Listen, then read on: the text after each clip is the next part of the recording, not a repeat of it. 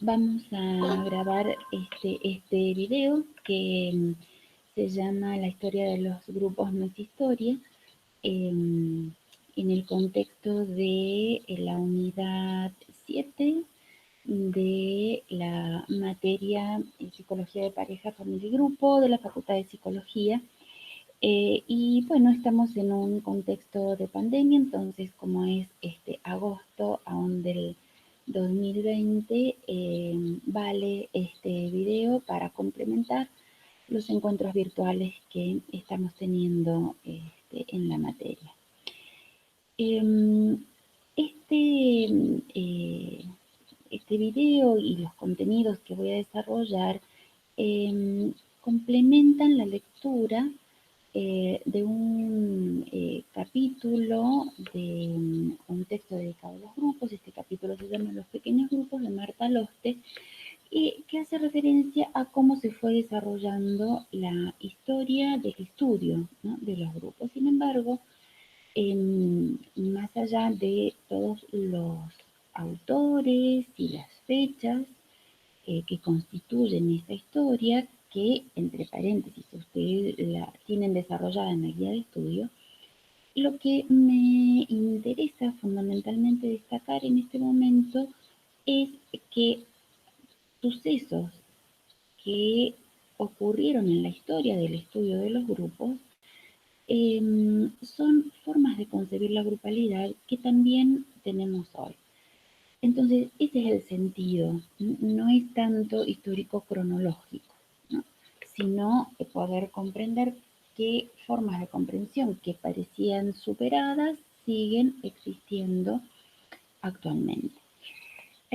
Bueno, hay dos épocas, o podemos dividir la historia en dos épocas que se diferencian por lo siguiente.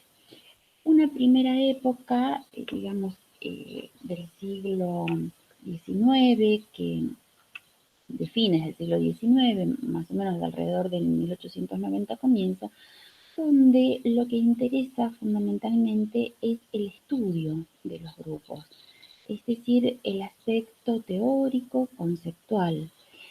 Pero luego se desarrolla otra época, quizás a partir de 1920, 1930, pero con más énfasis después de la Segunda Guerra Mundial, donde lo que interesa no es tanto el estudio teórico, sino la intervención en los grupos. Es decir, los grupos resulta ser un campo donde se puede operar para conseguir determinados objetivos de aprendizaje, de productividad, de bienestar, etcétera. Dentro de esta primera época, ustedes van a ver en este artículo cuando lo lean que han dominado en oposición dos posturas. Una denominada nominalismo, que fundamentalmente comprende al grupo como una sumatoria de individuos, es decir, que los fenómenos grupales no son reconocidos como tales, sino que el grupo es concebido como un individuo que está al lado de otro individuo, que está al lado de otro individuo, cada uno con su historia, su autonomía. El contrapunto lo hace la otra escuela, denominada realismo, que considera exactamente lo opuesto, es decir, que lo que existen son los fenómenos del conjunto, en este caso los fenómenos sociales, porque es una escuela que nace de la mano de Durkheim, que es sociólogo, perdón. Y entonces el punto central que sostiene es que los fenómenos que pueden sufrir los individuos, por ejemplo, un suicidio, tienen que ver fundamentalmente con las condiciones sociales, ¿no?, o variables sociales del conjunto humano al que este individuo pertenece. Esta polaridad individuo-grupo es histórica, pero también es actual.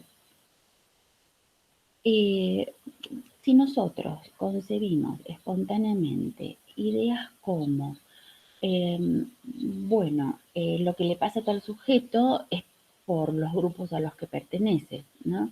dime con quién andas y te diré quién eres, estamos desde una perspectiva más realista. Sí, tenemos la posición de decir, y bueno, él sabrá, ¿no?, lo que hace, esto depende de él, voy a sacar este sujeto del grupo y entonces las cosas van a funcionar bien, como si todo dependiera de la subjetividad y de la autonomía de cada sujeto, como si ese sujeto no estuviera atado de alguna manera al grupo. Estamos dentro de una concepción nominalista. Nominalista viene de nómina, no como de un listado de individuos que no se afectan mutuamente.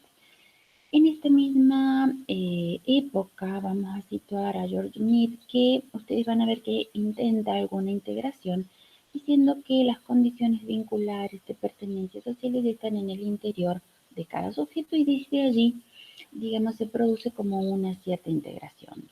De todas maneras, el enfocar la explicación unicausal desde el grupo o desde el individuo es algo que padecemos, diría yo, en la actualidad. Si nos vamos a la segunda época, bueno, ustedes van a leer las experiencias de Elton Mayo en las industrias, tratando de ver cómo el grupo puede volverse más productivo y descubren que existe un factor humano que tiene que ver con la productividad más allá de las condiciones salariales, físicas, laborales. Esto entonces da pie a que se comience a tomar al grupo humano, como un campo en donde se puede intervenir para lograr ciertos objetivos.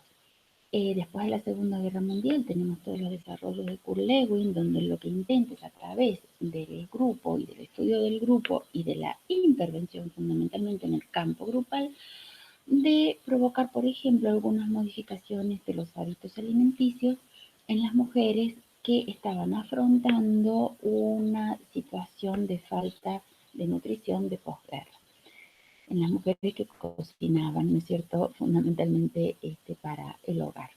Entonces, bueno, a partir de allí es importante lo que sucede porque el grupo empieza a tomar como una cierta envergadura en ámbitos educativos, en ámbitos organizacionales laborales, en ámbitos clínicos. Acá tenemos a Moreno, ¿no?, con todo lo que es la psicoterapia desde el psicodrama de grupo. Entonces son intervenciones, fundamentalmente.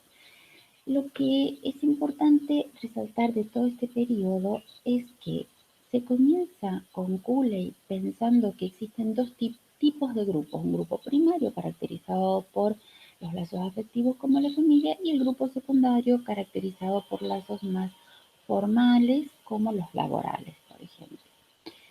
Pero a partir de ahí empiezan desarrollos que dan cuenta de que en realidad no son dos tipos de grupos, sino que son dos formas de funcionamiento que existen en todo grupo.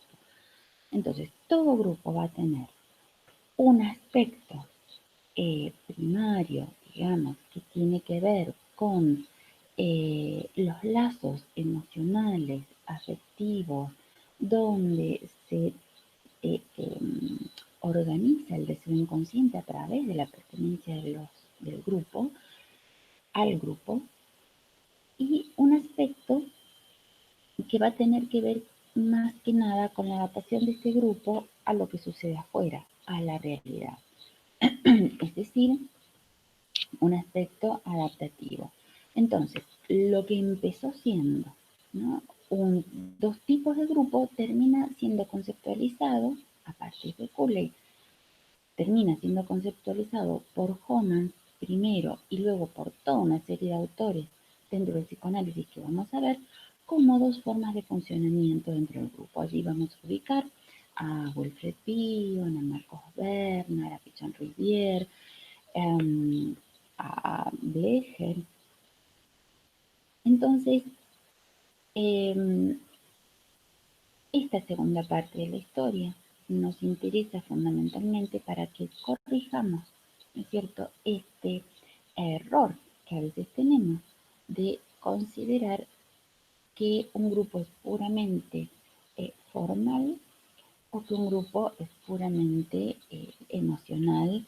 Es decir, que cordura y locura son funcionamientos que están en todo grupo. Dentro de esta etapa también vamos a considerar a Sartre y el concepto de serialidad, que es la etapa previa, donde los sujetos son como una nómina, ¿no? o serie, la etapa previa a la constitución de un grupo con interacción. Este concepto de la serialidad también nos interesa porque dice Sartre que todo grupo siempre va a estar amenazado por su propia muerte, que es volver a constituirse en una serie, es decir, en sujetos que no tienen ninguna investidura, digamos, hacia el que tienen al lado. Entonces, bueno, esto es lo más importante que yo quisiera resaltar de este tema, ¿no? De la unidad 7. Bueno, hasta ahí entonces.